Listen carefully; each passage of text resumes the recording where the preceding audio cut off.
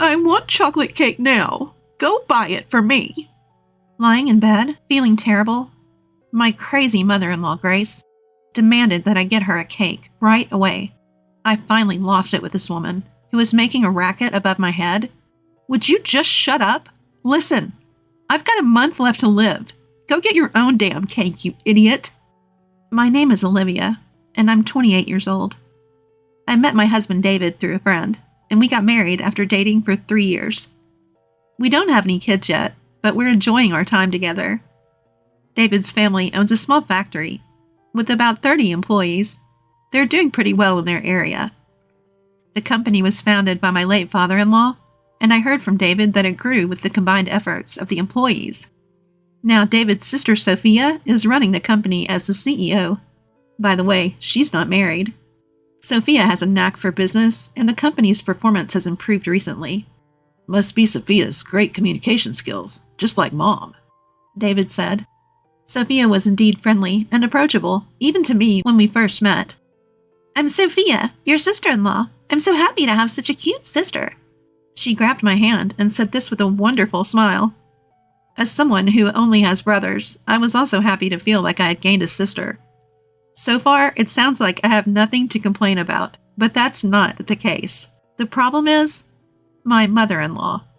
Our company has coffee breaks at 10 a.m. and 3 p.m., and I really hate those times. And here's why. Sorry, Olivia. I'm a bit tied up. Could you get Mom's coffee? When I hear that, my mood instantly drops. The family home is next to the factory, and my mother-in-law chose to retire and stay home after my father-in-law passed away. However, she seemed to cherish this coffee break, saying, I've been waiting for you. So, Olivia, I wanted to talk to Sophia. She gave me a blatantly disappointed look. Naturally, she wasn't in a good mood, and as she was about to leave with a wry smile, she said, Hey, I have something to say to you, so sit here. And then she complains to me until the break is over. So, you've been married for 3 years and still no kids. What can I do? Having kids isn't something you can control. And if I stay quiet, she gets even more irritated. Why such a gloomy face? I wonder why David chose someone like you. Plus, given your parents, who knows how long you'll live? The sooner the better. She said that with a sigh. Hearing her say that, especially about my parents, really gets me down. And there's a reason for that. When David and I decided to get married and went to meet his family, this happened. What? You don't have parents? My mother-in-law looked shocked when I told her. Of course, it's not like I never had parents. My mom passed away from cancer when I was 10, and my dad died of a heart attack 10 years later when I was 20. My memories of my mom are vague, but my dad raised my brother and me, all by himself. I deeply regret that he passed away before I could repay his kindness. When people hear about my situation, they usually look at me with pity and say, You must have had a hard time. But my mother-in-law was different. So, you might not live long either, huh? She actually said that. While I was stunned by her response, What a rude thing to say. How insensitive. My husband David said. Despite that, my mother-in-law kept grumbling, insisting it was an important issue. Should I reconsider this marriage? Just as I was thinking that, Sophia, who had been quiet until then, slammed her hand on the table and said, What are you talking about? Said so quietly, everyone in the room froze. Then my mother-in-law said, Right, Sophia, you agree with me, don't you? That's what she said. Sophia coldly responded, What? I told Mom, David chose Olivia himself, and she's wonderful. Why can't you support that? That's what she told my mother-in-law, with cold eyes. This seemed to shock my mother-in-law, who adores her daughter. From then on, she stopped making snide comments, except when we were alone. Even during the twice-daily coffee breaks, she looked disappointed when I brought her coffee instead of Sophia. David and I rented a room near his family home, so the only time I had to endure her complaints was during those 10-minute coffee breaks. I'm so glad we don't live together. But my peace was suddenly shattered. That year, a record-breaking hurricane brought a lot of misfortune my way. Olivia, hurry! Something terrible has happened. I'd never heard David sound so panicked. I rushed to the living room to find it in complete disarray. What is this? Our ceiling was leaking terribly due to the hurricane.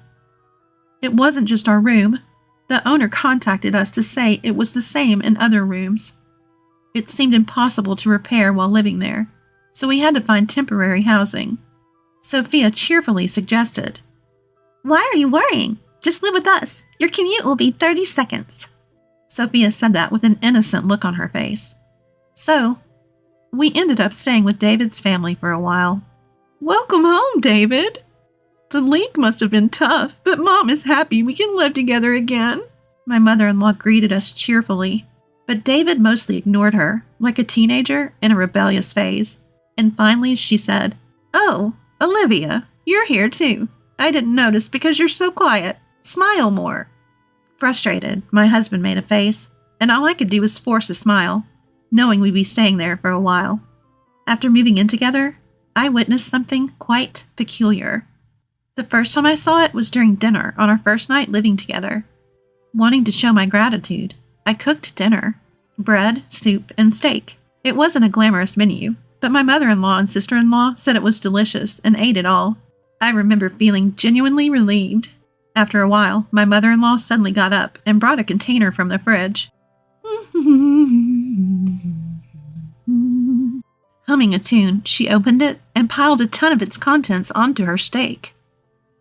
"Ugh, Mom, you're still eating that stuff?" My husband sitting next to me looked disgusted. Sophia, my sister-in-law, rolled her eyes and said, "She won't stop, no matter how many times I tell her. I've given up."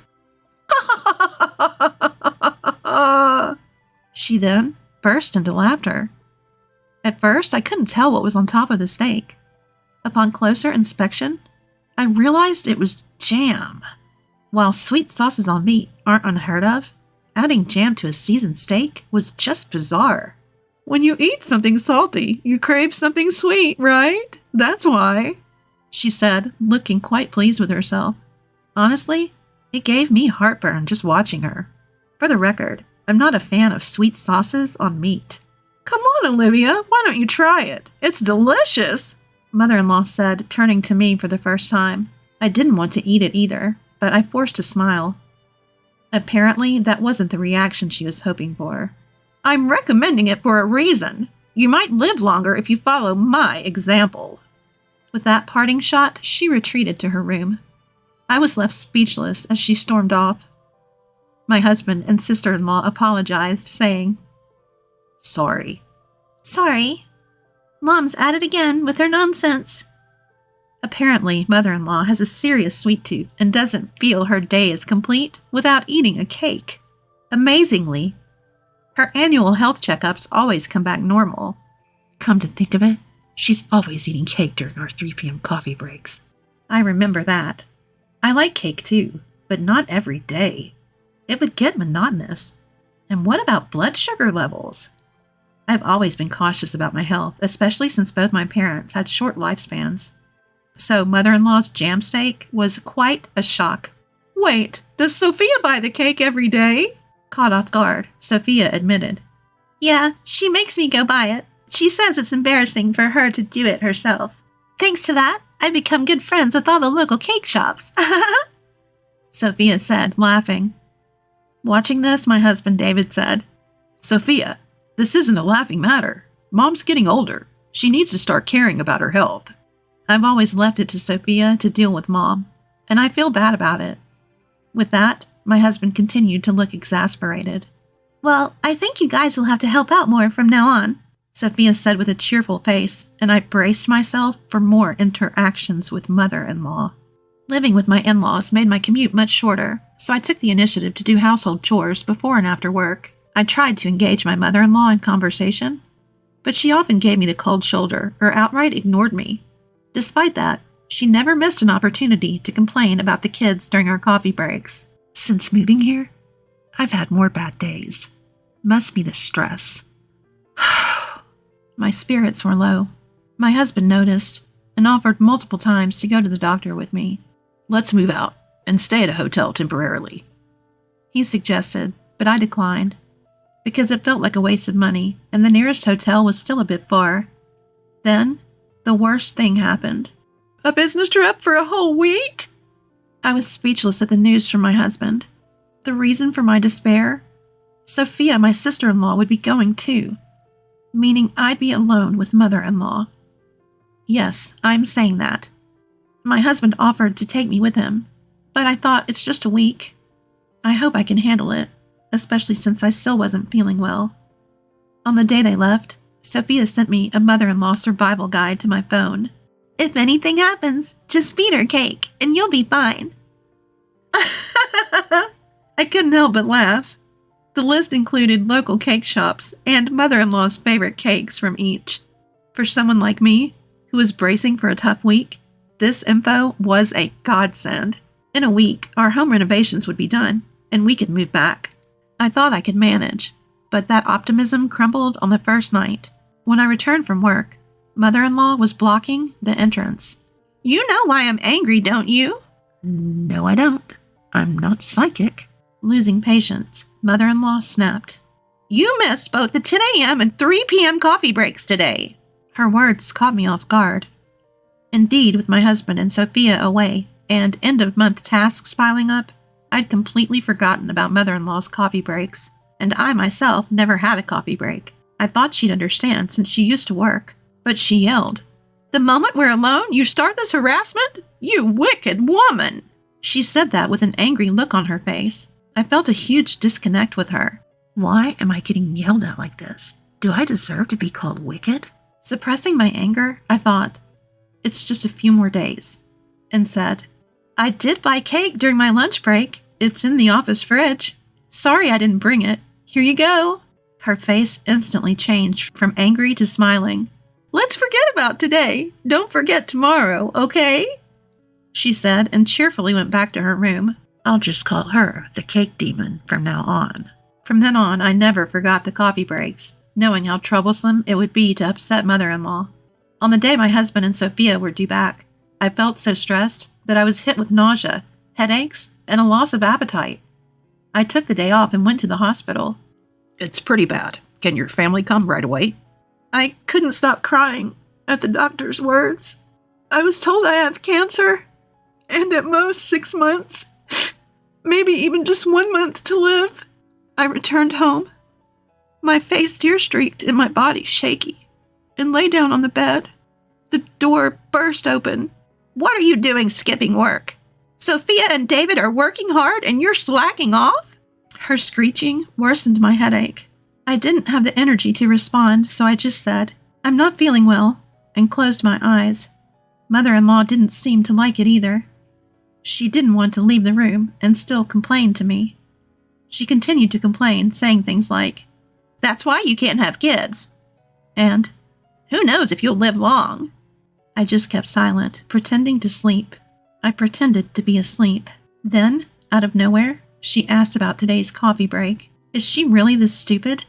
I thought, opening my eyes to see her standing over me. Grace, I'm sorry. I'm not feeling well enough to go shopping today. Could you please? She cut me off. I don't care. I want chocolate cake now. Go buy it. You're probably faking it. She screamed at me louder than ever. My frustration exploded at the woman in front of me, who was selfish like a child. Shut up. Listen to me. I have 1 month to live. Go buy your own damn cake, you idiot. What? My words seemed to stun my mother-in-law, who looked at me with wide eyes. Then, from behind mother-in-law, Mom, what are you doing? And Olivia, what do you mean by 1 more month? My husband with a pale face and my sister-in-law, who looked equally concerned, were standing there. Weren't you coming back tomorrow? Ignoring the visibly shaken mother-in-law, my husband came to my side. I felt so relieved by his actions that I burst into tears.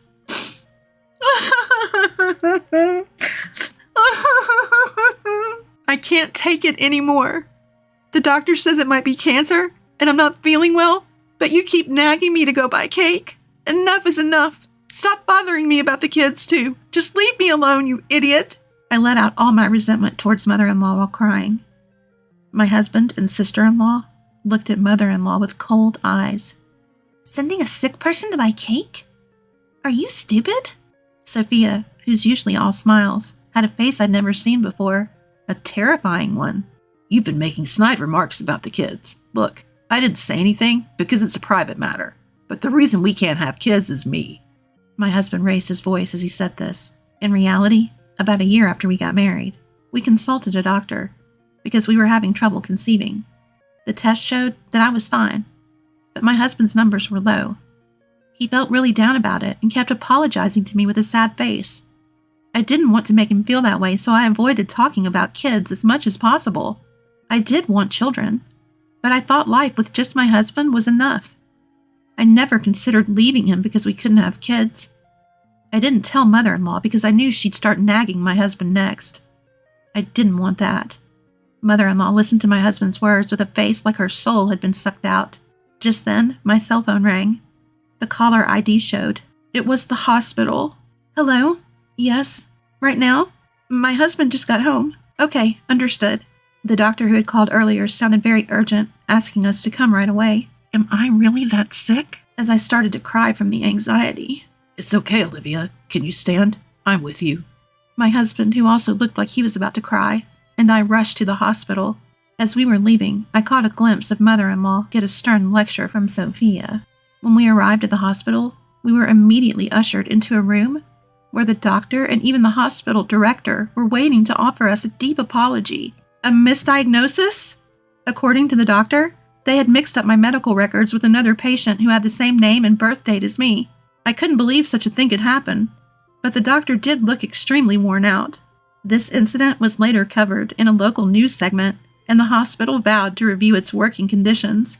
I'm not a specialist, but Olivia's symptoms might be. We were then referred to another hospital. When we returned to my in-law's house, mother-in-law seemed to have been scolded by Sophia and was shrinking in her seat. Sophia later told me she was worried that her newlywed son might lose his wife and be heartbroken. It might be love turned inside out, but it was a real hassle.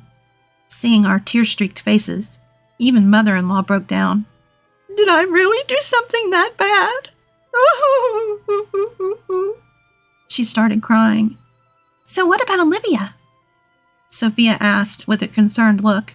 I'm pregnant, I said, tears of joy filling my eyes. My husband was also shedding tears of happiness beside me. We immediately went to the maternity hospital as advised. It's still early, but yes, you're pregnant. We can confirm the heartbeat. Hearing that, we both burst into tears, even though we were in a hospital. Sophia also cried, saying, I'm so glad, so very glad. As for what happened next, Sophia got engaged to her long-term boyfriend and moved to another state with him after quitting her job. We had heard about this before, so it wasn't a surprise. My husband, who was taking over as the new CEO, seemed to have his hands full with client visits. The business trip, by the way, was for that reason. He told me later that he was able to come home a day early because it ended sooner than expected. Mother-in-law seemed to know nothing about it. What? Getting married? Quitting her job and moving to another state? And was shocked. Sophia told her, Yeah, I told you, remember? Well, it doesn't matter. It's settled. Mother-in-law was in a daze, and we all laughed.